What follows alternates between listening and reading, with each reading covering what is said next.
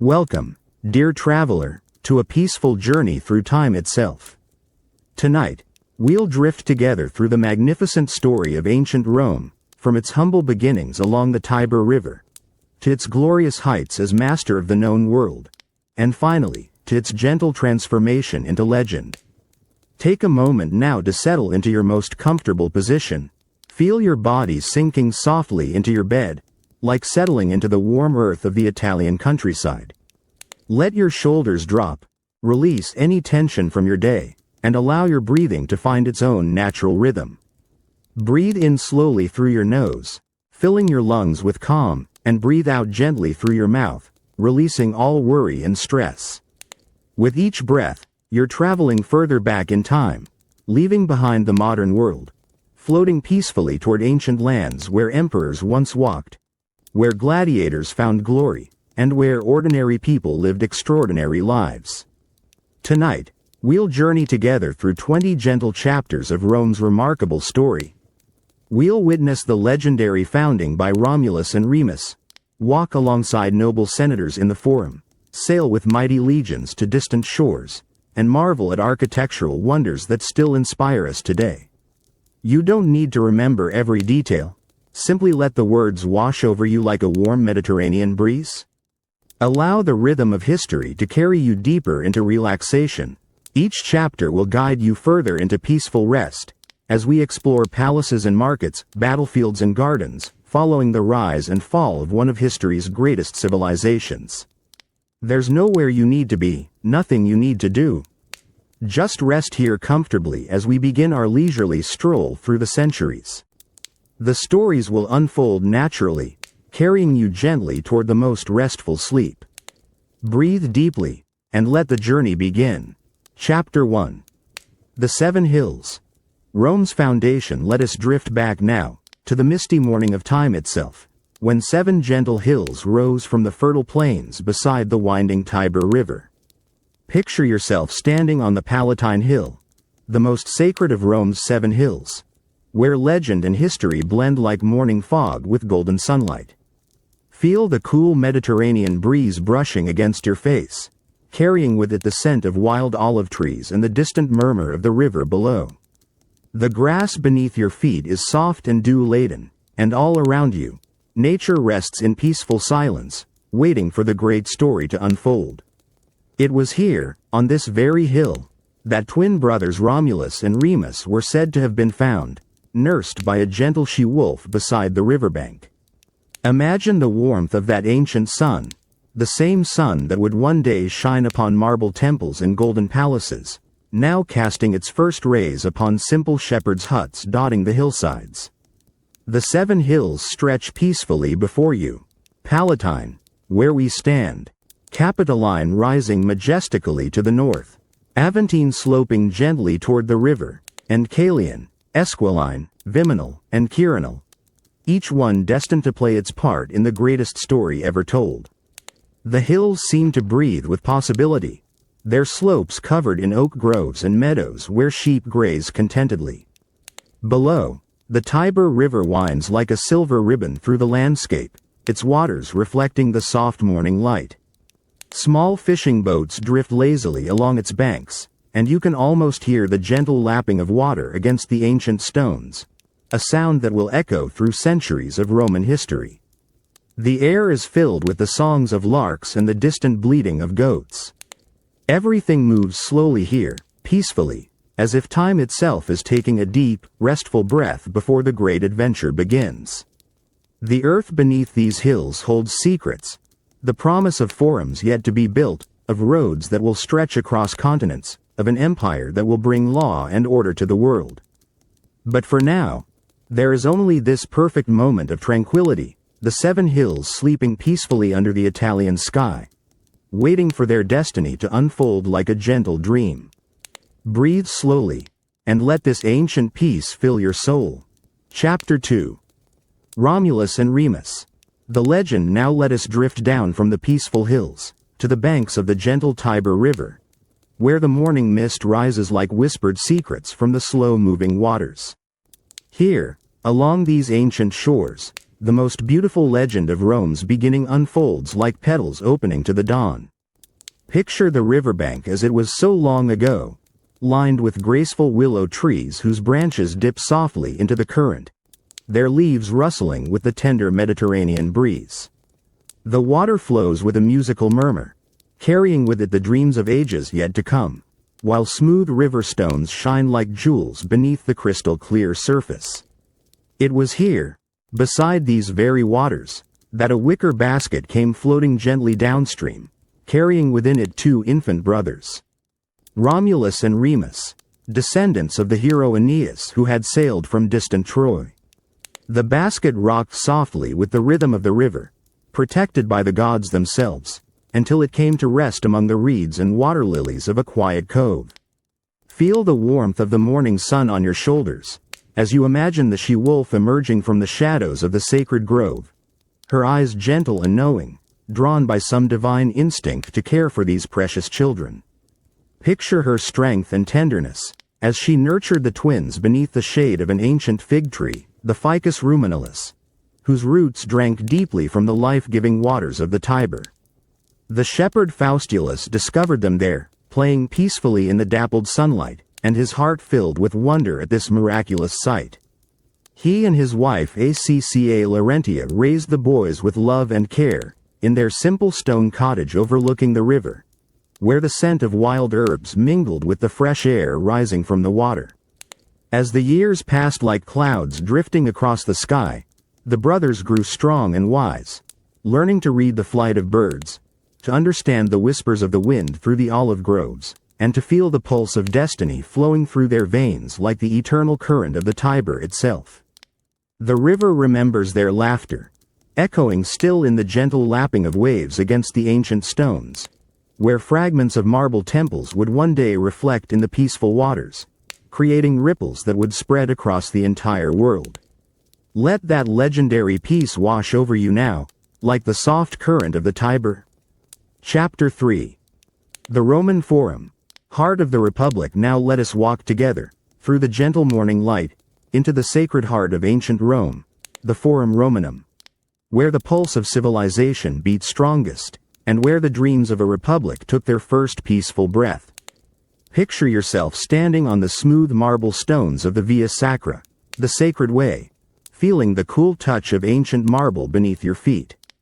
The massive columns of the Temple of Vesta rise before you like guardians of eternal flame, their white stone glowing softly in the Mediterranean sunlight, while the gentle breeze carries the faint scent of incense and olive oil from the sacred fires within. All around you, the Forum stretches in magnificent tranquility, a vast rectangular plaza surrounded by porticos and basilicas whose shadows create pools of coolness on this warm Roman morning. The Basilica Julia stands to your left, its graceful arches framing glimpses of senators in white togas walking slowly, deep in thoughtful conversation, their voices a gentle murmur that blends with the soft cooing of doves nesting in the marble cornices above. Feel the history beneath your hands as you touch the warm stone of the rostra, the speaker's platform where Cicero once stood, his words flowing like music across the assembled crowds. The marble has been worn smooth by countless hands, and you can almost hear the echo of ancient voices, calling for justice, for wisdom, for the glory of Rome, their words now just whispers on the evening breeze. The Temple of Saturn rises majestically at the Forum's western end, its 8 towering columns supporting a pediment that has watched over Rome's treasury for centuries. Beneath its marble floors, gold and silver coins rest in peaceful darkness. The wealth of an empire gathered grain by grain, conquest by conquest, but now sleeping quietly like buried dreams. Water trickles gently from the fountains scattered throughout the Forum, their crystal streams catching the light like liquid diamonds, while the shade of ancient plane trees offers cool respite to citizens who pause to rest on stone benches worn smooth by generations of Romans. The air is filled with the soft rustle of papyrus scrolls, the gentle scratch of stylus on wax tablet, and the distant sound of children's laughter echoing from the nearby streets. As afternoon approaches, the marble begins to warm under the Italian sun, and the shadows grow longer, stretching across the forum like fingers pointing toward eternity. Even the bustling merchants seem to move more slowly here, their voices softer, as if the very stones command reverence and peace. Let that ancient serenity settle into your bones, like sunlight warming marble. Chapter 4. The Senate. Voices of power. Let us step now, through the tall bronze doors, into the hushed sanctuary of the Curia, the Senate House, where the wisdom of Rome gathered like morning mist, and where the voices of power spoke in measured cadences, as gentle as prayers echoing through a marble temple. Feel the coolness of the polished marble floor beneath your sandaled feet, as you enter this sacred chamber where 300 senators once deliberated the fate of the world. The walls rise around you in perfect symmetry, their surfaces adorned with precious marble from distant provinces, creamy white stone from Carrara, soft rose-colored marble from Numidia, and deep green porphyry that seems to hold the very essence of ancient forests within its veins. The morning light filters softly through high windows, casting geometric patterns across the Senate floor, where ivory chairs sit in perfect rows, each one representing generations of noble families whose names are carved in stone throughout the city. You can almost see the senators in their pristine white togas, the purple stripe of their rank catching the light, as they move with dignified slowness to take their appointed places. Listen to the gentle echo of footsteps on marble, the soft rustle of woolen togas, and the whispered conversations that flow like a peaceful stream through the chamber. The air carries the faint scent of cedar wood from the coffered ceiling above, mingled with the subtle fragrance of rose oil from the senators' morning baths, and the clean smell of parchment and wax tablets where scribes record each carefully chosen word. At the far end of the chamber, the curule chair of the consul sits empty, waiting for the day's session to begin, its ivory surface worn smooth by countless hands, its authority as quiet and enduring as the marble columns that frame it. Behind the chair, a bronze statue of Victory spreads her wings in eternal blessing, her serene face gazing down upon this assembly of mortal men who seek to govern an immortal city. The Senate debates flow like gentle tides, voices rising and falling in rhythmic waves, as senators speak of roads to be built, provinces to be governed, and laws to guide the Roman people toward prosperity and peace. Even their disagreements carry a musical quality, the measured rhetoric of educated men who understand that words, like the marble beneath their feet, must be carefully chosen and precisely placed to build something lasting. Feel the weight of centuries settling softly around you, as afternoon light slants through the windows, painting golden rectangles on the marble floor. The bronze doors stand slightly open, allowing the Mediterranean breeze to drift through the chamber, carrying with it the distant sounds of the forum, the gentle murmur of citizens going about their daily lives, trusting in the wisdom of these men who deliberate in marble halls. Breathe deeply, and let the Senate's measured wisdom calm your restless thoughts. Chapter 5. The Colosseum, arena of spectacle. Now we drift together, across the gentle hills of Rome, to where the magnificent Colosseum rises from the earth like a dream carved in stone. The Flavian amphitheater, where 80,000 souls once gathered beneath the endless Italian sky, to witness spectacles that have echoed through the centuries like distant thunder. Feel yourself standing before this architectural marvel, your hand resting against the warm travertine limestone of its outer walls, each massive block fitted so perfectly that no mortar was needed, the stones holding each other in eternal embrace. The Mediterranean breeze whispers through the 80 arched openings of the ground level, creating a soft symphony as air flows through this cathedral of entertainment, while shadows dance across the honey-colored stone. Step gently through one of the grand entrances, the vomitoria, designed to empty the vast crowd like water flowing peacefully from a great vessel. The marble steps beneath your feet are worn smooth by countless sandals, polished to a soft gleam that catches the filtered sunlight streaming down from the open arena above. The air is cool here in the shadowed corridors, scented with the faint fragrance of ancient cedar and the clean smell of dressed stone. Emerge now into the arena itself, where golden sand once covered the wooden floor, and feel the immensity of this oval embrace. The tiers of marble seating rise around you like a stone amphitheater built by gods, each level designated for different classes of Roman society, from the emperor's marble box draped in purple silk, to the wooden benches high above where common citizens sat beneath linen awnings that billowed gently in the breeze like clouds come to earth. Below your feet, if you listen carefully, you can almost hear the whispered echoes from the hypogeum, the underground maze of tunnels and chambers where elaborate stage machinery once lifted scenery and performers into the light above. Water channels ran beneath the arena floor, ready to flood the space for mock naval battles, creating a peaceful lake surrounded by marble galleries, where tiny ships would glide like toys across the glassy surface. The afternoon sun filters down through the opening above, creating patterns of light and shadow that shift slowly across the arena floor, while the gentle sound of wind through stone archways provides a constant, soothing murmur. Even the roars of ancient crowds seem softened now by time, transformed into the peaceful sighs of history itself, settling like dust motes dancing in the golden air. Imagine the velarium, the great retractable awning, stretched across portions of the arena like a canvas sky, operated by skilled sailors who understood the Mediterranean winds, providing shade for the crowd while allowing the natural breeze to flow freely through the stone galleries, keeping 80,000 spectators cool and comfortable on warm Roman afternoons. Let the grandeur wash over you gently, like sunlight warming ancient marble. Chapter 6. The Pantheon. Temple to all gods. Let us walk now, through the peaceful streets of the Campus Martius, toward the most perfect building ever conceived by human hands, the Pantheon, where all the gods of Rome dwell together in eternal harmony, beneath a dome that captures the very essence of the heavens themselves. Approach slowly, and feel your breath catch softly as the temple's magnificent portico comes into view, 16 towering Corinthian columns of Egyptian granite, each one a single stone 40 feet high, their surfaces polished to mirror smoothness by countless Roman craftsmen, reflecting the gentle morning light like pillars of captured sunlight. The marble steps beneath your feet rise gradually, inviting you upward toward the bronze doors that have welcomed pilgrims for nearly 2,000 years.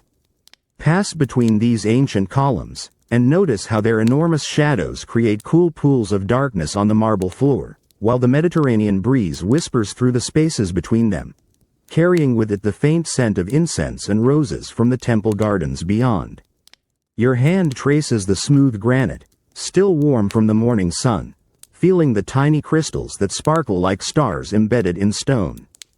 Step through the massive bronze doors, and enter a space that defies earthly understanding, where the circular chamber opens above you like the inside of a cosmic egg. The great dome soaring 143 feet overhead, its coffered ceiling drawing your eyes ever upward toward the oculus, the perfect circular opening that forms the temple's only window to the sky. Feel the cool marble beneath your bare feet, the floor patterned with geometric designs in colored stone. Squares and circles that seem to ripple outward from the center like gentle waves on a pond. The walls curve around you in perfect symmetry, alternating between rectangular and rounded niches, each one once holding statues of the gods, their marble forms seeming to breathe in the soft light that filters down from the heavens above. Now look up, and marvel at the oculus, that perfect circle of sky framed by the dome's inner edge, 27 feet of pure celestial blue, where clouds drift lazily past like thoughts in the mind of Jupiter himself. Raindrops sometimes fall gently through this opening, creating tiny silver streams that trickle across the marble floor toward hidden drains, as if the gods themselves are blessing this sacred space with tears of joy. The light changes constantly here, moving across the curved walls like a sundial made of architecture, marking the passage of hours and seasons with golden fingers that touch each niche, each column, each perfect detail of this temple that belongs equally to earth and sky. In the afternoon, the sun's rays slant down through the oculus at angles that seem calculated by divine mathematics, creating pools of brilliant light that move across the marble like living things. Listen to the perfect acoustics, where even the softest whisper carries clearly to every corner of the chamber, and where the sound of your footsteps on marble mingles with the distant murmur of prayers spoken in a dozen languages by pilgrims who have found peace beneath this dome. Breathe slowly, and let the Pantheon's eternal perfection settle into your soul. Chapter 7. The Aqueducts. Rivers in the sky, let us journey now, beyond the marble walls of Rome, into the gentle rolling countryside, where the greatest engineering marvels of the ancient world stride across valleys like stone giants, carrying precious water from distant mountains, in channels that seem to float through the sky itself. Picture yourself walking along the Via Appia on a peaceful morning, when the Mediterranean sun has just begun to warm the ancient stones, and there before you rises the magnificent Aqua Claudia, its arches stretching endlessly across the Roman Campagna like a bridge between earth and heaven. Feel the soft grass beneath your feet as you approach these towering monuments, each arch perfectly proportioned, built from blocks of golden tufa stone and sturdy brick that have weathered 2 millennia of wind and rain. Touch the warm stone of the massive piers, each one sunk deep into the earth to support the weight of flowing water high above. The Roman engineers calculated every angle, every curve, ensuring that gravity would carry the precious liquid across dozens of miles with the gentlest possible gradient, dropping just a few inches with each passing mile, like a river that has learned to fly. Listen carefully, and you can almost hear the whisper of water flowing through the stone channels above, crystal clear streams from the Sabine Hills and the Alban Mountains, traveling their ancient route toward the fountains and baths of Rome. The aqueducts carried not just water, but life itself, transforming the capital into a city of marble gardens and splashing fountains, where citizens could bathe daily in luxury that would be envied by kings. Follow the aqueduct's path with your eyes, watching as it curves gracefully around hillsides, disappears into tunnels carved through solid rock, and emerges again on the far side of valleys, each section a masterpiece of engineering that required no mortar, only the perfect fitting of stone to stone. The arches seem to breathe in the morning light, their shadows creating pools of coolness where shepherds once rested their flocks, and where wildflowers still bloom between the ancient stones. Walk now beneath the towering structure, and feel the immensity of Roman ambition made manifest in stone. 11 great aqueducts once fed the eternal city, bringing water from springs as far as 60 miles away, their combined flow greater than that of many rivers. The Aqua Marcia, the Aqua Tepula, the Anio Novus, each one a liquid highway carrying the snowmelt of distant mountains to feed the fountains of the Forum, the pools of public baths, and the private gardens of marble villas. The countryside around you stretches peacefully in all directions, dotted with olive groves and vineyards that still flourish in soil enriched by centuries of careful Roman cultivation. The aqueduct's shadow moves slowly across the fields as the sun traces its arc across the sky, creating a sundial made of architecture and landscape, marking time as surely as the water continues its eternal journey toward the 7 hills. Climb the gentle slope beside one of the great piers, and place your hand against the stone where Roman engineers once stood, calculating angles and surveying distances with instruments of bronze and wood. Their legacy flows still, in hidden channels beneath modern cities, and in the engineering principles that guide construction to this day. Let the rhythm of ancient waters lull your thoughts to rest. Chapter 8. Pompeii. City frozen in time, let us drift now, south toward the sparkling bay of Naples, where Mount Vesuvius rises like a sleeping giant against the Mediterranean sky, and at its feet lies Pompeii, a Roman city caught forever in a single moment, preserved beneath volcanic ash like a flower pressed between the pages of time itself. Walk with me through the ancient gates, along streets paved with smooth polygonal stones, each one fitted perfectly by Roman craftsmen who built for eternity.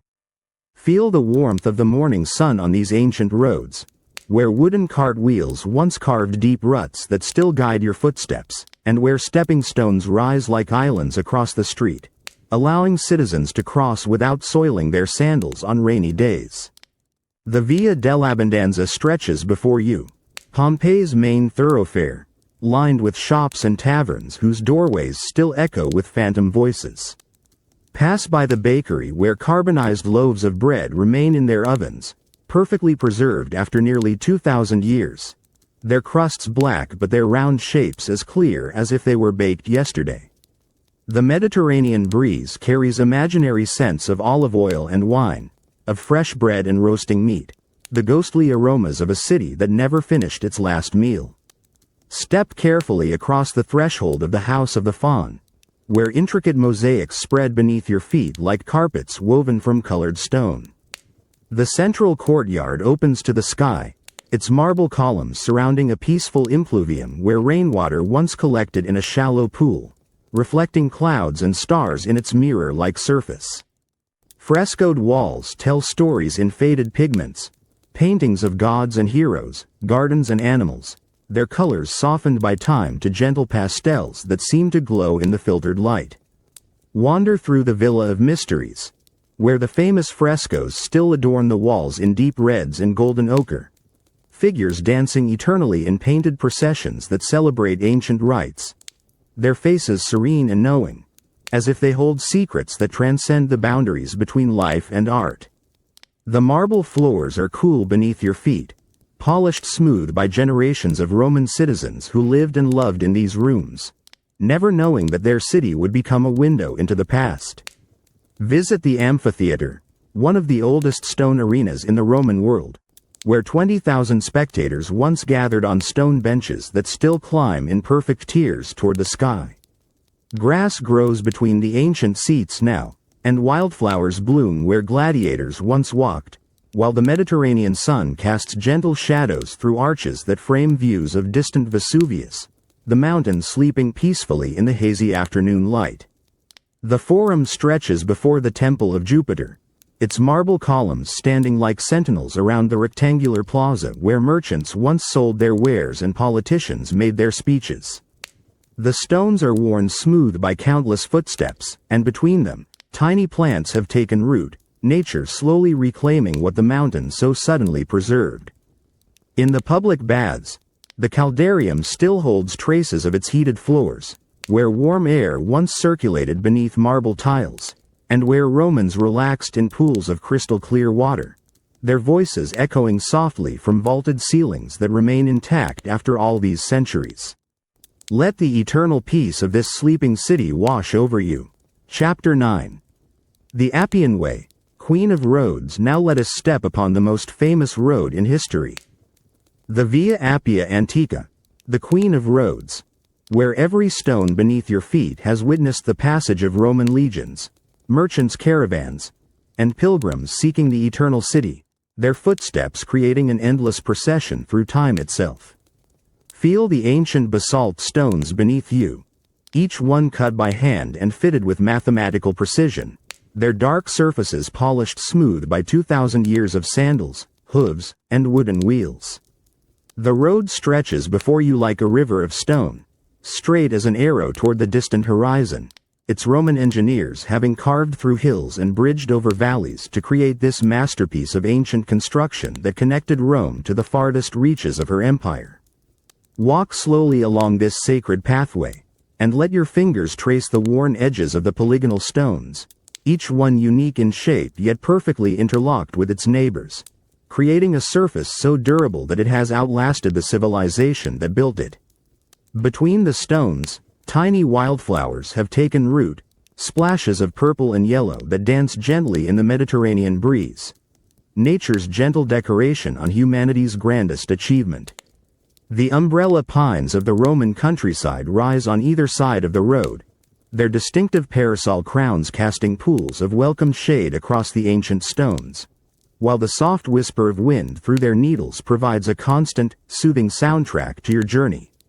Olive groves stretch into the distance, their silver-green leaves shimmering in the afternoon light, the same trees that fed the Roman armies as they marched south toward conquest and glory. Pause at one of the ancient milestones, cylindrical columns of marble that marked each Roman mile along this legendary route. The stone is warm from the sun, and worn smooth by countless hands that have touched it over the centuries. You can still make out the faint inscriptions, the names of emperors and the distances to cities, reminders that this road once carried the lifeblood of an empire from Britannia to Egypt. Along the roadside, the ruins of Roman tombs rise like ancient sentinels, their marble facades catching the golden light. Wealthy Romans lined the Appian Way with elaborate monuments to their ancestors, creating a city of the dead that paralleled the city of the living.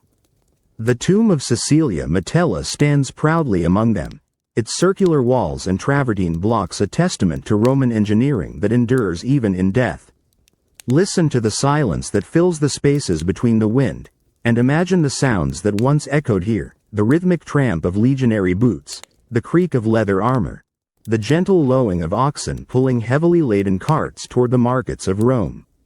Merchants' voices calling out their wares, the jingle of harness bells, and the constant murmur of conversation in a dozen languages, as the cosmopolitan world of Rome flowed along this stone artery. Rest for a moment on a fallen column beside the road, and feel the warmth of the ancient marble seeping through your clothing. The afternoon sun slants through the pine branches, creating patterns of light and shadow that shift slowly across the basalt stones. While somewhere in the distance, church bells ring the hours as they have for centuries, their bronze voices joining the eternal song of this timeless place. Breathe slowly, and let the rhythm of ancient journeys carry you forward. Chapter 10. Hadrian's Wall, Edge of Empire. Let us journey now, far from the warm Mediterranean sun, to the misty hills of northern Britain, where Emperor Hadrian drew a line of stone across the width of an island, creating the most magnificent frontier in the ancient world. A wall that marked not just the edge of Roman territory, but the boundary between civilization and the wild unknown. Feel the cool northern wind against your face, carrying with it the scent of heather and bracken, as you stand upon the rolling Northumbrian hills where the wall snakes across the landscape like a great stone serpent. 73 miles of dressed stone and mortar, stretching from the North Sea to the Irish Sea, each block quarried from local limestone and fitted with the precision that marked every Roman construction, whether in the heat of Africa or the cold of Britain's frontier. Place your hand against the weathered stones of the wall itself, feeling their rough texture worn smooth by centuries of rain and wind. Each block was carried here by Roman soldiers, men from Syria and Spain, from Gaul and Germany, who left the warmth of Mediterranean villas to guard this distant frontier. The wall rises 15 feet above you, its parapet walk where centuries once paced, now crowned with grass and wildflowers that sway gently in the persistent breeze. Walk along the military way, the road that runs parallel to the wall's southern face, its stone paving still visible in places beneath centuries of accumulated earth and moss. Every Roman mile, a small fort called a mile castle guarded the wall, its gates allowing controlled passage between the Roman world and the lands of the Picts beyond. Feel the history beneath your feet, where hobnailed boots once marched in endless patrol, and where supply carts brought wine and olive oil. Mediterranean luxuries that made frontier life bearable. Pause at Housesteads, one of the great forts that anchored the wall's defenses, where 500 auxiliary soldiers lived in stone barracks that still stand, their walls rising from the hilltop like ancient monuments to duty and endurance. The commanding officer's house spreads around a central courtyard, its hypocaust heating system drawing warm air beneath mosaic floors, bringing Roman comfort to Britain's harsh climate. The granaries stand with their thick walls and raised floors, designed to keep grain dry through the long northern winters, while the hospital's stone rooms once echoed with the quiet voices of military surgeons tending wounded soldiers. Even the latrines remain, their stone seats arranged sociably along stone channels where fresh water flowed constantly. Roman engineering ensuring hygiene even at the edge of the known world. Climb now to the highest point of the wall, where Windsill's volcanic rock provides a natural rampart, and gaze northward into Scotland, into the land of the unconquered tribes. The landscape rolls away in endless waves of green hills, dotted with sheep that graze peacefully where warriors once gathered. Morning mist rises from hidden valleys, softening the harsh beauty of this frontier land, where Roman discipline met Celtic freedom in an eternal standoff. Look back south, toward the heart of empire, and see how Roman civilization transformed even this remote corner of the world. The wall was never just a barrier, but a permeable membrane where cultures mixed, where Roman soldiers married local women, where British craftsmen learned Mediterranean techniques, and where the rigid boundaries of empire became something more complex, more human.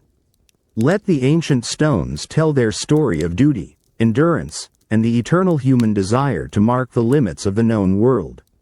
Chapter 11. The Baths of Caracalla, waters of relaxation. Come with me now, to the most luxurious sanctuary in ancient Rome, the Thermae Antonianae, known to us as the Baths of Caracalla, where 1,600 Romans could bathe simultaneously in waters heated by underground furnaces, in halls so vast and beautiful they rivaled the greatest temples, transforming the simple act of bathing into a ritual of sublime relaxation.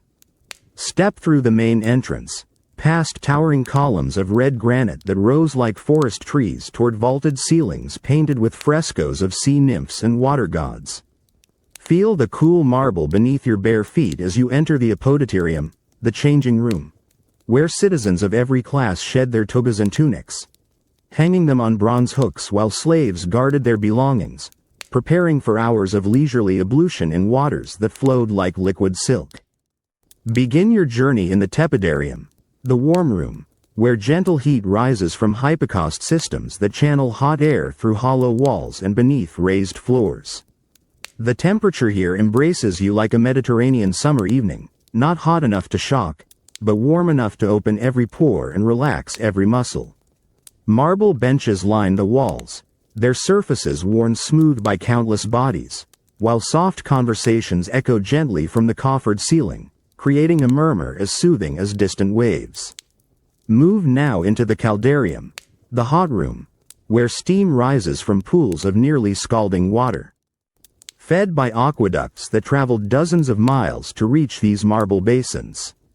The heat wraps around you like silk, drawing tension from shoulders, dissolving worry from weary minds, while the curved walls and domed ceiling create perfect acoustics that transform even whispers into musical echoes.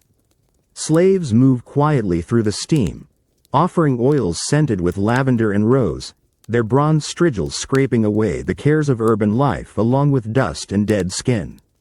When the heat becomes overwhelming, drift slowly toward the frigidarium, the cold room, where a plunge pool awaits like liquid crystal, its waters so pure and cold they seem to sing against your skin.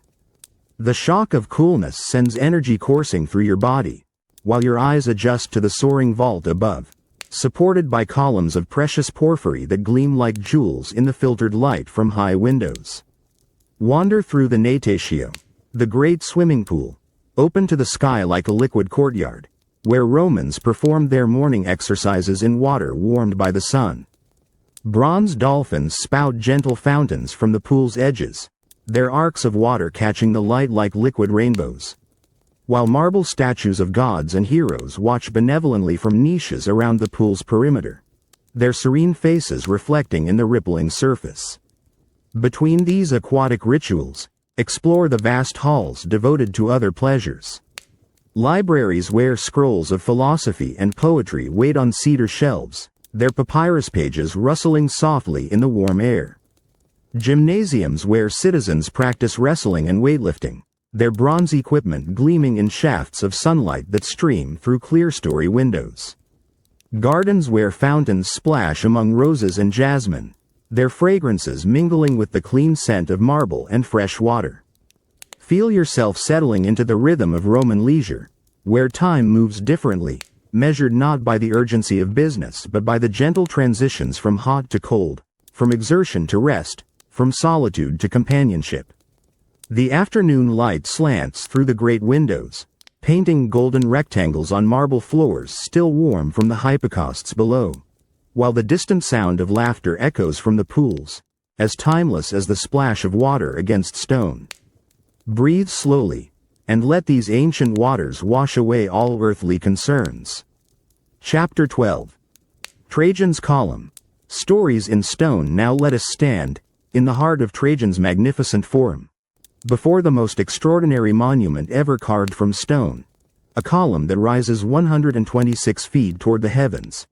Its marble surface wrapped in a spiral narrative that tells the story of Rome's greatest conquests, like a scroll of stone unrolled against the sky itself. Feel the warmth of Carrara marble beneath your fingertips, as you trace the beginning of this incredible tale, carved with such precision that every face, every weapon, every fold of cloth seems to breathe with life. The column's base rests upon a square pedestal, its corners guarded by bronze eagles whose wings spread in eternal vigilance, while Latin inscriptions proclaim the glory of Emperor Trajan, conqueror of Dacia, builder of roads, father of his people. Begin your ascent, following the spiraling frieze that winds around the column like a marble ribbon. Each scene flows seamlessly into the next, telling the story of Rome's campaigns beyond the Danube, where Trajan's legions crossed rushing rivers on bridges of boats, their bronze armor glinting in the morning sun, while barbarian warriors watch from forested hills, their long hair and flowing cloaks carved with such detail you can almost see them move in an ancient breeze. Circle slowly around the column's base, and watch the narrative unfold. Roman engineers survey mountain passes, their bronze instruments catching imaginary light, while soldiers build camps with the methodical precision that made Rome's armies invincible. Each tent, each palisade, each cooking fire is rendered in marble with loving attention, creating a museum of military life preserved in stone, where every detail teaches lessons about Roman discipline and organization. Look up, following the column's graceful taper toward the sky, where the frieze continues its eternal story. Dacian prisoners march in endless procession, their chieftains depicted with dignity even in defeat, while Roman cavalry charge through marble forests, their horses' manes flowing like frozen wind. The sculptor Apollodorus understood that even conquest could be beautiful, that war itself could become art when filtered through the patience of chisel and stone. The Mediterranean breeze carries imaginary sounds, the clash of bronze on bronze, the creak of siege engines, the triumphant blare of bucinae announcing victory.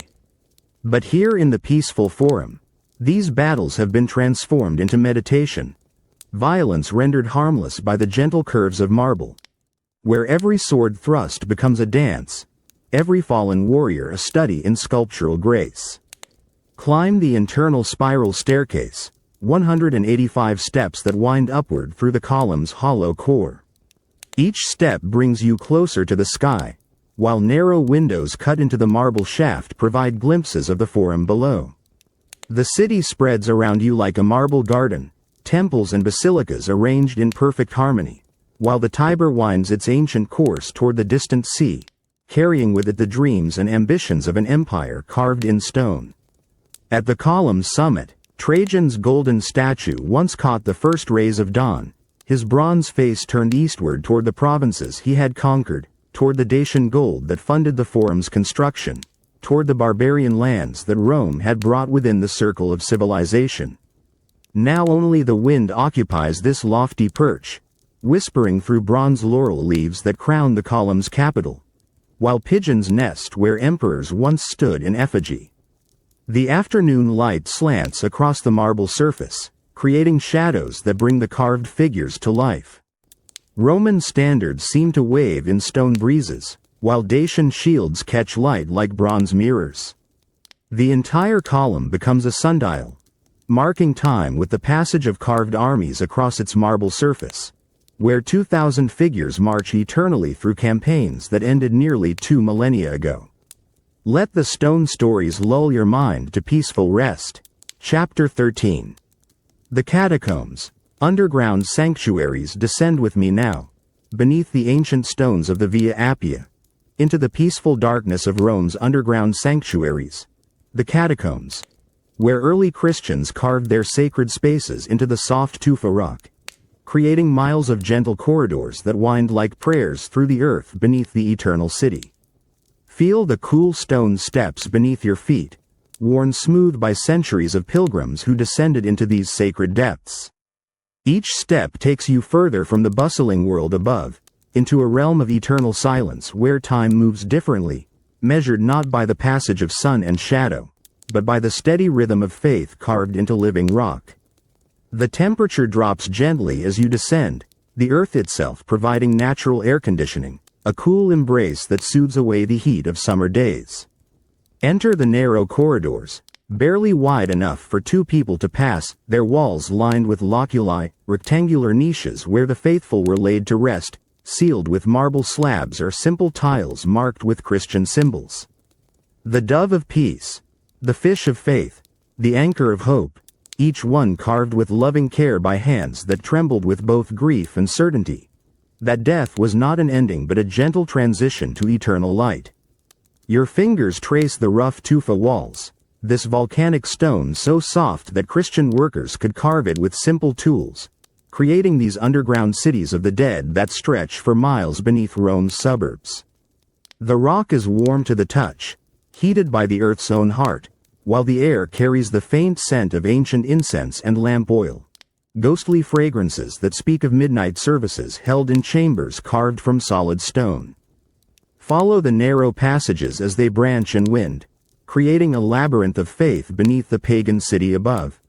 Small oil lamps once flickered in niches cut into the walls, their flames dancing like captured stars in the underground darkness, casting moving shadows that brought the painted frescoes to life. Images of the Good Shepherd carrying lost lambs, of Daniel safe among the lions, of Jonah emerging from the whale, stories of deliverance painted in colors that still glow softly in the lamplight after 17 centuries. Pause in one of the larger chambers, a cubiculum where wealthy Christian families created elaborate burial chambers. The ceiling arches overhead, carved with geometric patterns that seem to pulse gently in the dim light, while frescoes cover every surface with scenes of paradise. Peacocks spread their painted tails in eternal display, while grapevines heavy with fruit wind around the walls, promising the faithful that death leads not to darkness but to gardens of everlasting spring. Visit the crypt of the popes, where 9 early bishops of Rome rest in marble sarcophagi, their Latin inscriptions proclaiming their martyrdom in simple, dignified words. The stone seems to exhale peace, carrying with it the prayers of countless pilgrims who have knelt on these worn floors, their whispered petitions joining the eternal silence that fills these sacred halls like incense made of quietude itself. The catacombs breathe with their own rhythm, cool air flowing gently through the corridors from hidden shafts that connect the underground world to the surface above. Sometimes a Mediterranean breeze finds its way down through these natural vents, carrying with it the scent of roses from the gardens of modern Rome. A gentle reminder that life continues above while peace reigns eternal in these chambers carved from faith and stone. Listen to the profound silence that fills these spaces, broken only by the occasional drip of water from limestone formations, or the soft echo of footsteps on ancient stone.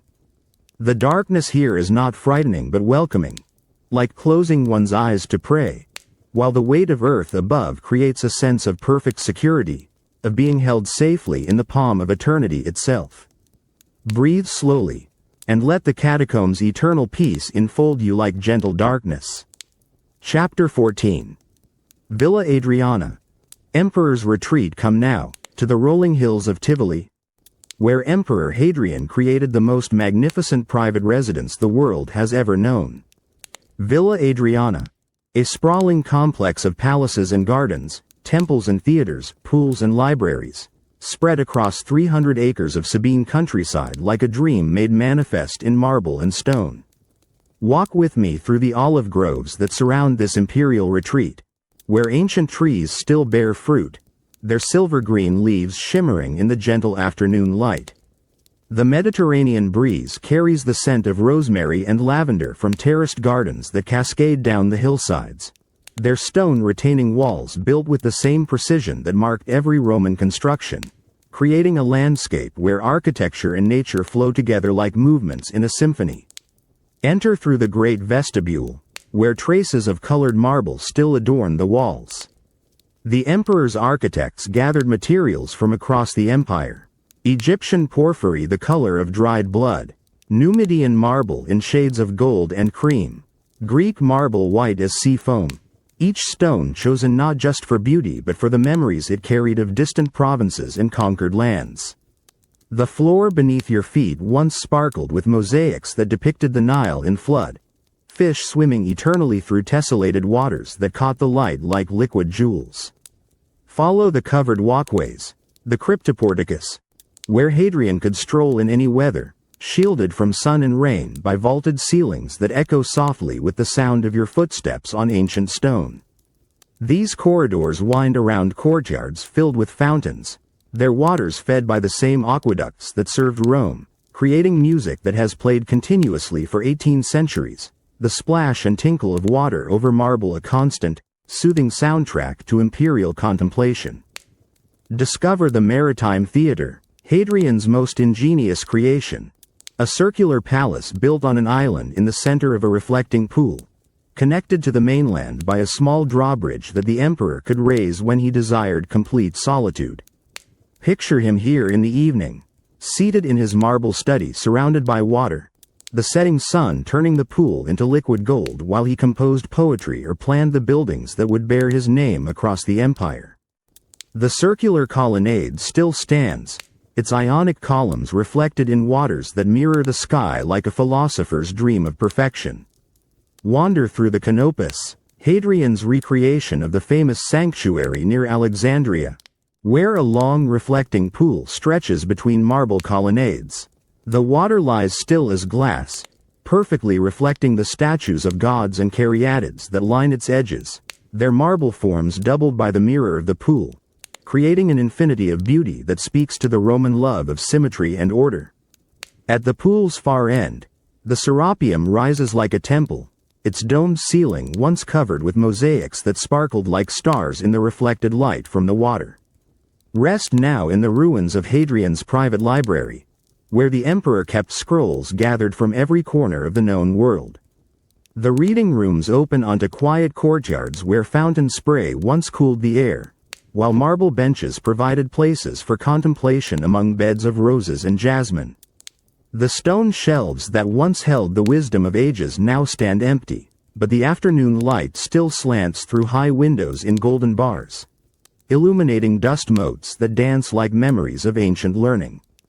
Visit the great thermal baths, where Hadrian and his guests enjoyed the same luxurious bathing rituals practiced throughout the empire.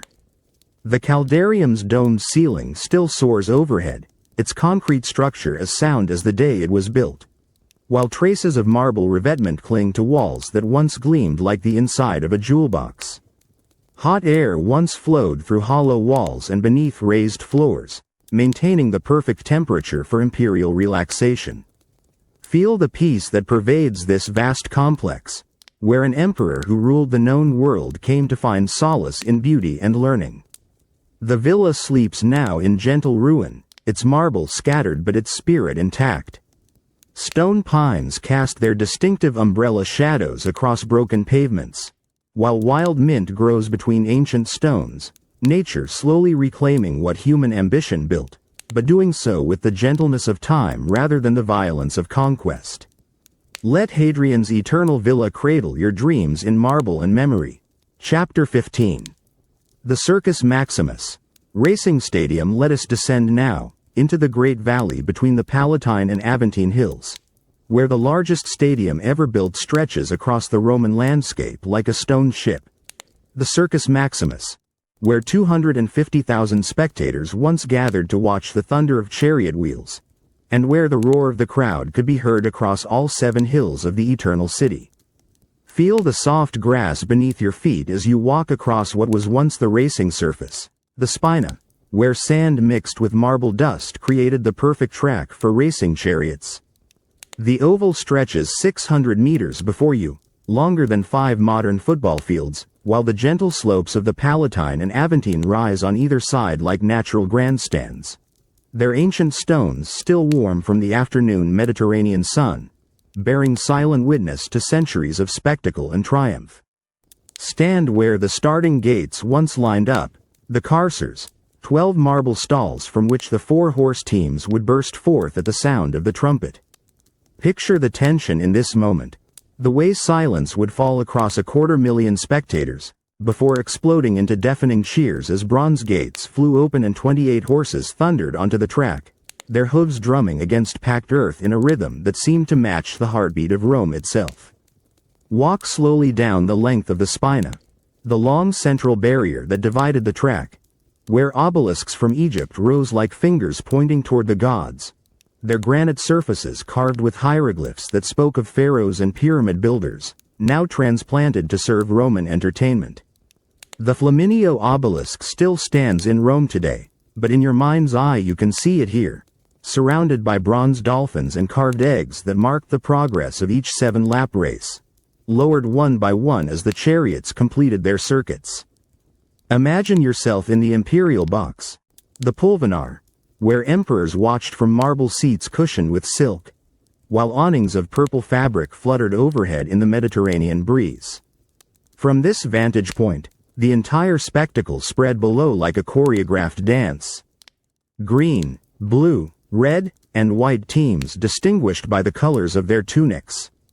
Each faction commanding the passionate loyalty of Romans from every class, senators and slaves cheering together in democratic abandon. Climb now in your mind to the highest tier of seats, where wooden benches rose toward the sky, and feel the excitement building like thunder before a storm. 250,000 voices becoming one, as favorite charioteers rounded the dangerous turns at each end of the Spina. Their lightweight racing cars tilting precariously, wheels sometimes locking together in crashes that sent drivers tumbling across the sand while their horses ran free, the crowd gasping as one before erupting in either celebration or despair. Listen to the echoes that still seem to hang in the air, the crack of leather whips, the jangle of bronze harnesses, the shouts of drivers urging their teams forward, mixed with the constant roar of spectators whose voices created a sound like the sea in storm. Each race lasting only 15 minutes but containing enough drama to fill an epic poem, as fortunes were won and lost, heroes made and broken, all within the marble embrace of Rome's greatest stadium. Feel the rhythm of the races, 24 contests in a single day, each one building in excitement toward the final event, when the greatest charioteers would compete for prizes of gold and palm branches, their victory laps accompanied by the thunder of applause that rolled across the valley like distant lightning. The winners would be remembered in marble inscriptions, their names carved alongside those of emperors and generals, sport elevated to the level of immortal art. The afternoon sun slants across the valley now, painting the grass in shades of gold and amber, where marble seats once gleamed like terraced gardens, and where the dreams of Rome played out in endless circles, victory and defeat following each other as surely as day follows night. The ancient track sleeps peacefully, its excitement transformed into gentle memory, its thunder softened to the whisper of wind through grass. Breathe slowly, and let the rhythm of ancient racing carry you toward rest. Chapter 14. Villa Adriana. Emperor's retreat come now, to the rolling hills of Tivoli, where Emperor Hadrian created the most magnificent private residence the world has ever known. Villa Adriana, a sprawling complex of palaces and gardens, temples and theaters, pools and libraries, spread across 300 acres of Sabine countryside like a dream made manifest in marble and stone. Walk with me through the olive groves that surround this imperial retreat, where ancient trees still bear fruit, their silver-green leaves shimmering in the gentle afternoon light. The Mediterranean breeze carries the scent of rosemary and lavender from terraced gardens that cascade down the hillsides, their stone retaining walls built with the same precision that marked every Roman construction, creating a landscape where architecture and nature flow together like movements in a symphony. Enter through the great vestibule, where traces of colored marble still adorn the walls. The emperor's architects gathered materials from across the empire, Egyptian porphyry the color of dried blood, Numidian marble in shades of gold and cream, Greek marble white as sea foam, each stone chosen not just for beauty but for the memories it carried of distant provinces and conquered lands. The floor beneath your feet once sparkled with mosaics that depicted the Nile in flood, fish swimming eternally through tessellated waters that caught the light like liquid jewels. Follow the covered walkways, The cryptoporticus, where Hadrian could stroll in any weather, shielded from sun and rain by vaulted ceilings that echo softly with the sound of your footsteps on ancient stone. These corridors wind around courtyards filled with fountains, their waters fed by the same aqueducts that served Rome, creating music that has played continuously for 18 centuries, the splash and tinkle of water over marble a constant, soothing soundtrack to imperial contemplation. Discover the Maritime Theater, Hadrian's most ingenious creation. A circular palace built on an island in the center of a reflecting pool, connected to the mainland by a small drawbridge that the emperor could raise when he desired complete solitude. Picture him here in the evening, seated in his marble study surrounded by water. The setting sun turning the pool into liquid gold while he composed poetry or planned the buildings that would bear his name across the empire. The circular colonnade still stands, its Ionic columns reflected in waters that mirror the sky like a philosopher's dream of perfection. Wander through the Canopus, Hadrian's recreation of the famous sanctuary near Alexandria, where a long reflecting pool stretches between marble colonnades. The water lies still as glass, perfectly reflecting the statues of gods and caryatids that line its edges, their marble forms doubled by the mirror of the pool, creating an infinity of beauty that speaks to the Roman love of symmetry and order. At the pool's far end, the Serapeum rises like a temple, its domed ceiling once covered with mosaics that sparkled like stars in the reflected light from the water. Rest now in the ruins of Hadrian's private library, where the emperor kept scrolls gathered from every corner of the known world. The reading rooms open onto quiet courtyards where fountain spray once cooled the air, while marble benches provided places for contemplation among beds of roses and jasmine. The stone shelves that once held the wisdom of ages now stand empty, but the afternoon light still slants through high windows in golden bars, illuminating dust motes that dance like memories of ancient learning. Let Hadrian's eternal villa cradle your dreams in marble and memory. Chapter 17.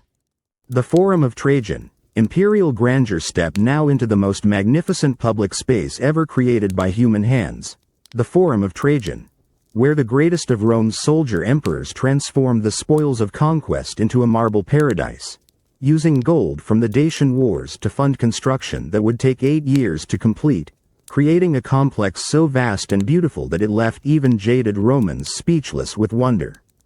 Enter through the great arch that bears Trajan's name, feeling the cool shade cast by its marble vault, while your eyes adjust to the brilliant sunlight that floods the vast rectangular plaza beyond. The Forum stretches before you like a marble sea, 300 feet wide and almost as long, surrounded by porticos whose columns rise in perfect rhythm, each one carved from a single block of granite brought from the quarries of Egypt, their surfaces polished to mirror brightness by craftsmen who understood that imperial glory demanded perfection in every detail. Walk slowly across the marble pavement, each stone fitted so precisely that no mortar was needed, the entire floor a masterpiece of geometric design where colored marbles from across the empire create patterns that seem to ripple like water beneath your feet. Giallo Antico from Tunisia, Pavonazetto from Turkey, Africano from Egypt, each variety chosen not just for beauty but as a reminder of Rome's far-flung dominions, brought together in harmonious unity beneath the Italian sky.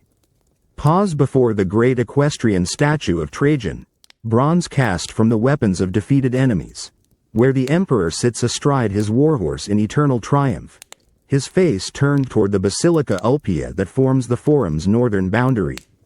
The horse's bronze muscles seem to flex in the changing light, while Trajan's outstretched arm points forever toward the legislative halls where senators debated the laws that would govern his vast empire. The statue's pedestal is carved with scenes of Dacian prisoners offering tribute, their marble faces dignified even in defeat. Roman art transforming conquest into something approaching poetry. Enter the Basilica Ulpia, the largest covered space in the ancient world, where 5 aisles separated by forest of columns created a cathedral of commerce and law.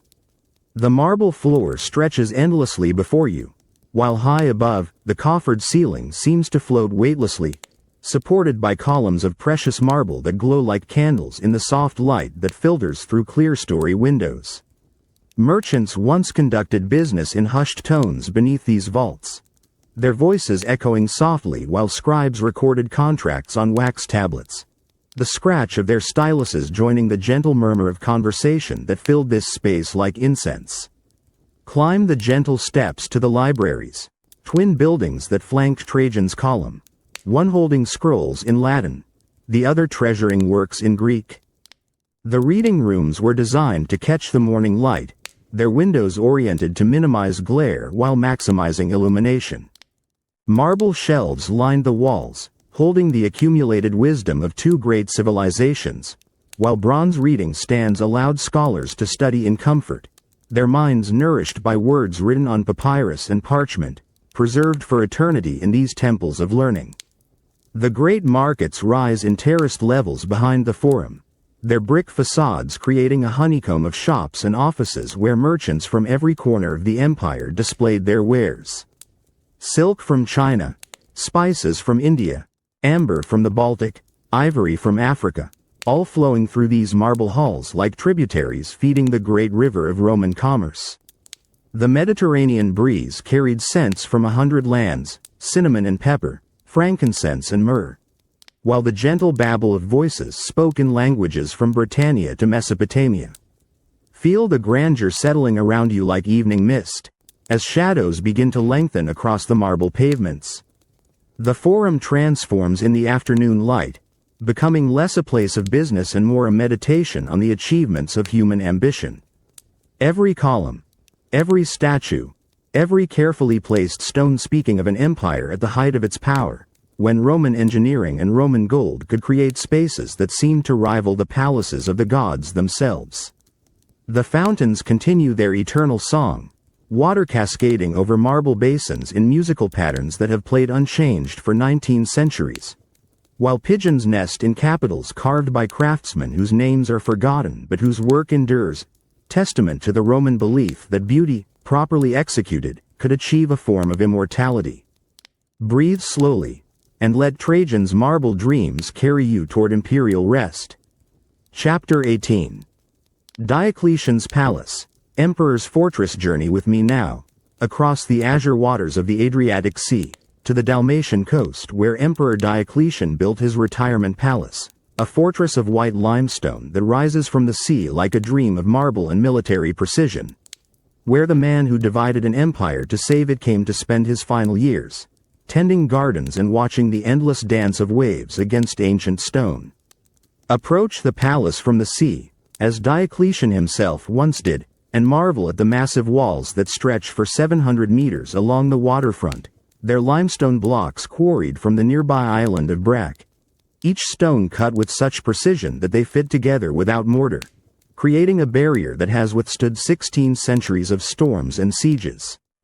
The walls rise directly from the harbor, their foundations disappearing into clear water where fish swim among submerged stones, creating the illusion that the palace floats upon the Mediterranean like a ship anchored in eternity.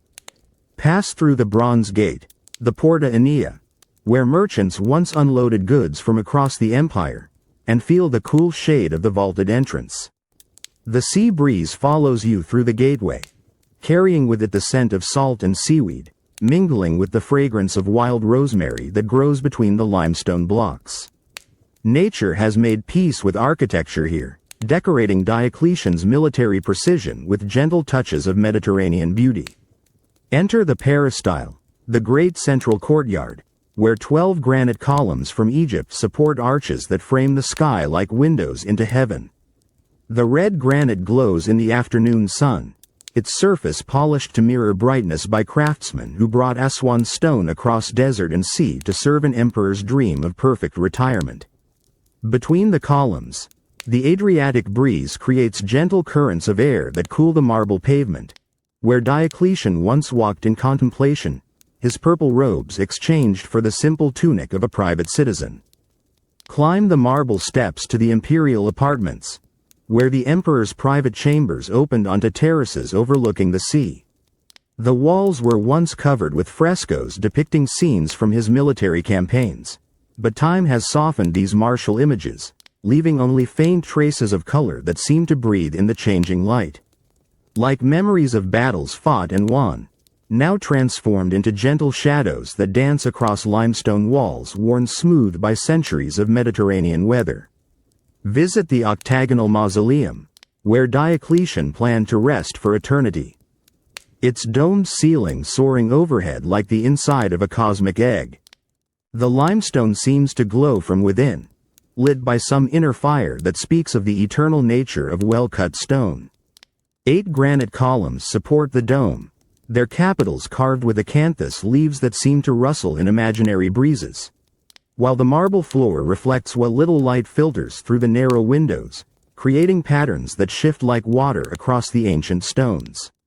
Wander through the palace crypts, the underground halls that served as both storage and foundation, where limestone arches create a forest of stone trees, their vaults echoing with the sound of your footsteps and the distant murmur of waves against the palace foundations. These chambers breathe with their own rhythm, cool air flowing through hidden passages that connect the underground world to the courtyards above, creating natural ventilation that kept the palace comfortable even in the heat of Dalmatian summers. The Temple of Jupiter stands transformed, its limestone walls now serving Christian worship, but retaining the classical proportions that speak of Roman devotion to mathematical beauty. The barrel vault soars overhead, its stones fitted so perfectly that they support their own weight, while shafts of Mediterranean light stream through high windows, illuminating ancient stones with the golden radiance that has blessed this coast since time immemorial.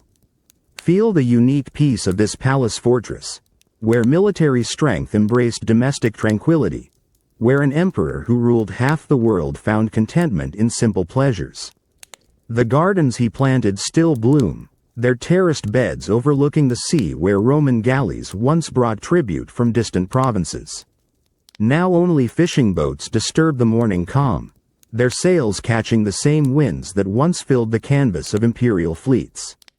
The limestone walls have absorbed centuries of Mediterranean sun, storing warmth that radiates gently even as evening approaches, while the sound of waves against stone provides a constant, soothing rhythm that speaks of eternity, of empires that rise and fall while the sea continues its ancient dance, touching every shore with democratic impartiality, caring nothing for the ambitions of mortals who build palaces by its edge. Breathe slowly, and let Diocletian's coastal fortress rock you gently toward dreams. Chapter 19.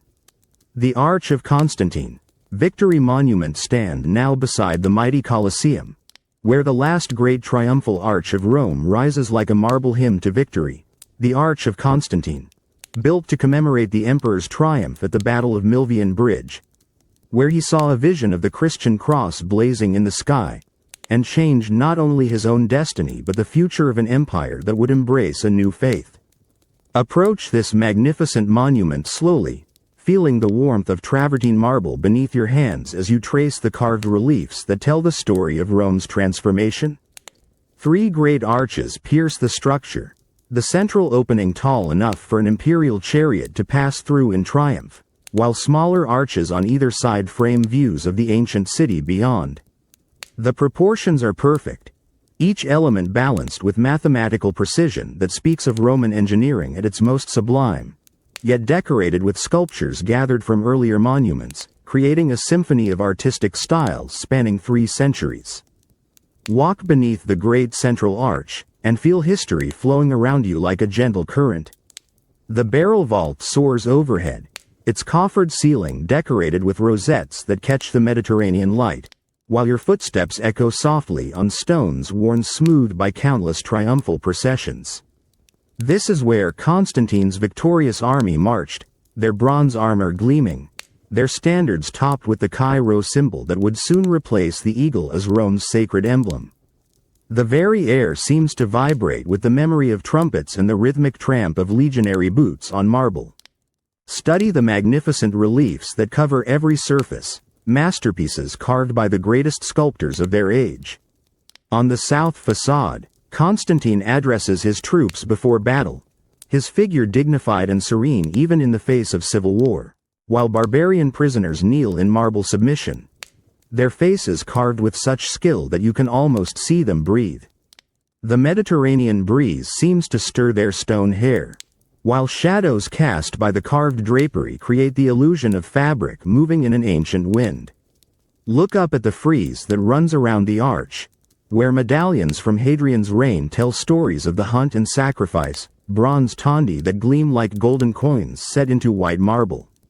Lions leap eternally through stone forests, while emperors make offerings to gods who have watched over Rome for centuries.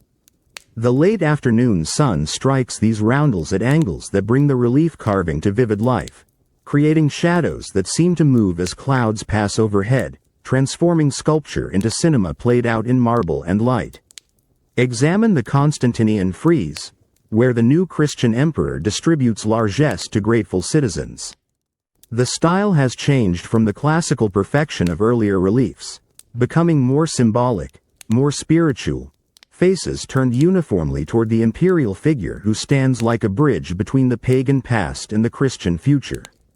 The carving seems to breathe with new purpose, as if the sculptors understood they were documenting not just a military victory but a transformation of the soul. Read the Latin inscription that crowns the arch, proclaiming that Constantine triumphed by the inspiration of divinity and by the greatness of his mind. The bronze letters gleam against white marble, their message ambiguous enough to honor both traditional Roman gods and the new Christian deity, diplomatic language that speaks of an empire in transition, where old and new beliefs must coexist until time determines which will prevail. The words seem to shimmer in the afternoon heat, as if the very letters struggle to contain the magnitude of the change they describe. Notice how the arch frames views of the Colosseum beyond, that great amphitheater where Christians once faced martyrdom, now standing in the shadow of a monument to the emperor who would make their faith the empire's own. The juxtaposition speaks volumes about the wheel of fortune that governs human affairs, how yesterday's persecuted become tomorrow's favored, while stones remain to witness transformations that would astonish their builders. Feel the arch breathing with the rhythm of history, its marble warming and cooling with the passage of sun and shadow, while the Mediterranean breeze carries whispers of the profound changes that swept through Rome like a cleansing tide. The triumphal arch that once celebrated military conquest now stands as a monument to spiritual revolution, its stones having absorbed the prayers of pilgrims who see in Constantine's victory the hand of divine providence guiding human events toward some greater purpose. The setting sun slants through the great arches, painting golden rectangles on the ancient pavement where modern visitors walk in the footsteps of emperors, while somewhere in the distance, church bells ring the hours as they have for centuries, their bronze voices joining the eternal song of Rome, where pagan marble and Christian faith learn to sing in harmony. Breathe slowly, and let Constantine's transforming vision carry you toward peaceful dreams. Chapter 20. The Fall, Empire's Twilight. And so we come to the gentle end of our journey, where the great empire that once commanded 3 continents settles into twilight, not with the crash of thunder but with the whisper of autumn leaves, falling softly onto marble that will outlast the civilization that carved it. Rome's fall coming not as destruction but as transformation, like a magnificent sunset that paints the sky in gold before fading into peaceful night. Stand now in the Forum Romanum as the 5th century dawns, where weeds push through cracks in marble pavement that once reflected the togas of senators. The great columns still rise toward heaven, their capitals carved with acanthus leaves that seem to rustle in the Mediterranean breeze. But the voices that once filled these spaces with debate and oratory have grown quiet, replaced by the gentle cooing of doves that nest in abandoned temples, their wings catching the morning light as they circle monuments to gods whose names are fading from human memory. Walk through the streets of Rome where fountains still flow, fed by aqueducts built when the world was young and Roman engineering seemed capable of conquering time itself. The water falls over marble basins with the same musical cadence that soothed emperors and citizens alike, while vines creep up walls once covered in precious marble, nature beginning her patient work of reclamation, decorating human ambition with flowers that bloom and fade according to seasons older than civilization. Feel the empire breathing differently now, its borders contracting like a tide that has reached its furthest point and begins its slow retreat toward familiar shores. In distant Britain, the legions withdraw from Hadrian's wall, leaving its stones to weather centuries of northern wind, while local tribes move cautiously through abandoned forts where Latin inscriptions slowly surrender to moss and lichen. The wall stands as testimony to Roman reach, its stones remembering the warmth of Mediterranean hands that placed them with such care in this cold frontier. Journey to Constantinople, where the Eastern Empire gathers strength while Rome grows gentle in its age. The Bosphorus reflects golden domes that rise where classical columns once supported pagan temples. Christianity and imperial power finding new harmony in a city that faces both Europe and Asia, while ancient Roman law continues its quiet work of governing, administered now by bureaucrats who speak Greek but think in Latin legal concepts that will guide European civilization for centuries yet to come. Visit the barbarian kingdoms that rise within Rome's former borders, where Germanic chiefs issue coins bearing their profiles, but stamp them with Latin words that speak of Roman titles and Roman legitimacy. The Visigothic kings of Spain, the Ostrogothic rulers of Italy, the Frankish chieftains of Gaul, all claiming to preserve what Rome created, their courts a mixture of tribal custom and imperial ceremony. Like wildflowers growing in the ruins of formal gardens, beautiful in their own way but speaking of profound change. Listen to the last Latin poets, their verses flown like honey over marble, celebrating eternal Rome even as temporal Rome fades into memory. Their words will outlive the empire that inspired them, carried into monasteries where Irish monks will preserve Roman learning through centuries of darkness, copying manuscripts by candlelight while barbarians sharpen their swords, ensuring that Caesar's commentaries and Virgil's pastorals survive the collapse of the world that created them. See how the great buildings adapt to new purposes. Christian churches rising in the shells of pagan temples, their altars placed where Jupiter once received sacrifices. The Pantheon's dome echoes now with hymns instead of prayers to all gods, while the Colosseum slowly empties of spectators, its games seeming barbaric to generations raised on gospels that speak of turning the other cheek. The marble seats crack gently under the pressure of root systems from plants that find purchase in the arena's heights. Watch the sun set over the 7 hills, painting the Tiber gold as it flows toward the sea, carrying with it the dreams and ambitions of centuries. The water that mirrors Constantine's arch today is the same water that reflected Romulus and Remus, the same eternal flow that connects Rome's mythical beginning to its gentle ending, while somewhere in the distance, barbarian campfires twinkle like stars, their smoke mingling with incense from Christian churches in a sky that embraces all human endeavor with equal tenderness. Breathe slowly, and let the peaceful twilight of empires carry you into dreams where marble endures and beauty transcends the rise and fall of mortal kingdoms. And so our gentle journey through the eternal city comes to its peaceful close. We have walked together along paths worn smooth by 20 centuries of pilgrims, from the misty hills where twin brothers first dreamed of empire, to the twilight moments when that empire transformed itself into legend. Each chapter of our story a stepping stone across the river of time, each marble monument a meditation on the enduring nature of human ambition and achievement. Feel yourself settling deeper now, like dust motes drifting down through golden afternoon light in the Pantheon. Your breathing has found the rhythm of ancient Rome itself, slow and measured as the flow of aqueduct water, steady as the pulse of empire that once governed half the world. Your body sinks into perfect rest, supported by the accumulated peace of all those marble halls we visited together. All those fountains whose music still echoes in your memory. We began our pilgrimage on the 7 sacred hills, where legend tells us that a she-wolf nursed the founders of the greatest city ever built. The morning mist rising from the Tiber carried the dreams of Romulus and Remus, twin visions of order and law that would eventually stretch from the Scottish highlands to the sands of Egypt, from the Atlantic shores of Portugal to the ancient valleys of Mesopotamia. The seeds of empire planted in that riverside cave where myth and history embrace like lovers.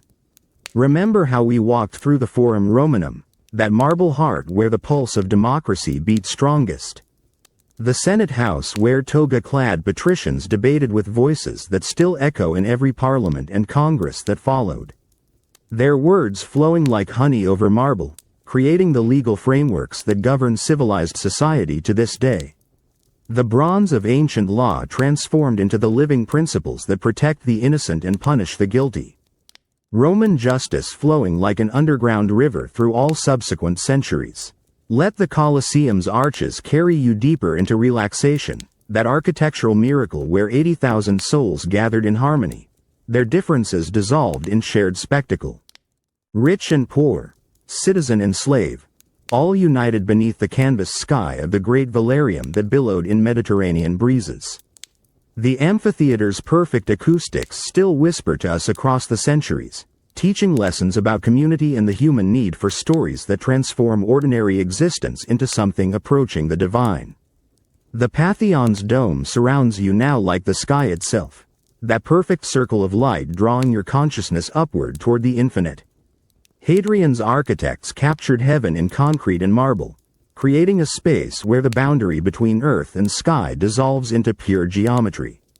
The oculus that opens to eternity reflects in your mind like still water, all thoughts settling into perfect clarity, all concerns dissolving like morning mist in Roman sunshine. Feel the aqueduct's gentle flow carrying away all tension, those stone rivers in the sky that brought crystal clear water across dozens of miles. Their perfect gradients teaching us that the greatest achievements require patience, precision, and faith in engineering principles that honor both human need and natural law. The water that once filled Roman fountains now flows through your dreams, washing away the accumulated dust of modern life, leaving only the essential peace that marble monuments preserve like prayers carved in stone. Walk once more through Pompeii's preserved streets, where time stopped in a single moment, showing us that every instant contains eternity. Every ordinary day holds the seeds of immortality. The bread still waiting in ovens reminds us that daily life itself is sacred, that the simple act of breaking bread with friends transcends the ambitions of emperors and the strategies of generals. Human love surviving volcanic ash, domestic tenderness outlasting military conquest. The Appian Way stretches beneath your resting body now, that queen of roads whose stones supported the feet of saints and sinners, merchants and soldiers, lovers hurrying toward reunion and pilgrims seeking sacred sites. Every mile marker a meditation on the distance between dream and achievement, every perfect stone a testament to the human ability to transform raw earth into pathways that connect hearts across impossible distances.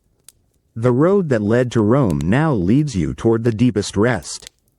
Hadrian's wall embraces you like a protective barrier against all disturbance. Those perfectly fitted stones standing guard over your sleep as they once guarded an empire's northern frontier. The dedication of Roman engineers who carried Mediterranean precision to Britain's misty moors speaks to something eternal in the human spirit. The desire to create order from chaos, to build something beautiful that will endure long after its builders have returned to dust. The wall's stones holding your dreams as securely as they held an empire's ambitions. The baths of Caracalla surround you with their luxurious warmth, marble pools heated by hypocausts that channeled the earth's own fire. Teaching us that civilization's highest achievement might not be conquest but comfort, not domination but the gentle pleasure of warm water and human companionship. The caldarium's steam carries away all stress. The frigidarium's crystal coolness clearing all confusion, leaving only the perfect balance of a body completely at rest. Trajan's column spirals upward through your consciousness like a marble prayer, its carved narrative showing us that even warfare can be transformed into art, that human conflict becomes human story when filtered through the patience of skilled hands and the wisdom of time. The bronze eagles that once topped Roman standards now soar through your dreams, carrying messages of peace rather than conquest, their wings casting gentle shadows over landscapes where former enemies have become fellow citizens of the human family. The catacombs' peaceful darkness enfolds you now, those underground sanctuaries where early Christians found refuge from persecution, transforming burial chambers into chapels filled with hope. The soft tufa stone carved by faith-filled hands reminds us that the gentlest materials can house the most enduring beliefs, that love literally moves mountains when guided by hands that serve something greater than personal ambition. The lamp flames that once flickered in those sacred depths now illuminate your path toward perfect rest. Villa Adriana's gardens bloom eternally in your memory, where the most powerful man in the world found peace in beauty, in learning, in the simple pleasure of watching water reflect marble columns. The maritime theater's island surrounded by its protective moat becomes your own sanctuary, where consciousness floats peacefully above the concerns of ordinary existence, surrounded by the gentle lap of reflective waters that mirror not just columns and statues but the infinite sky above. The Circus Maximus thundering chariots have slowed to the gentle pace of your own heartbeat, their racing rhythms transformed into the steady cadence of perfect rest. 250,000 voices cheering in unison become the whisper of wind through grass, the peaceful sound of time itself moving at nature's own unhurried pace.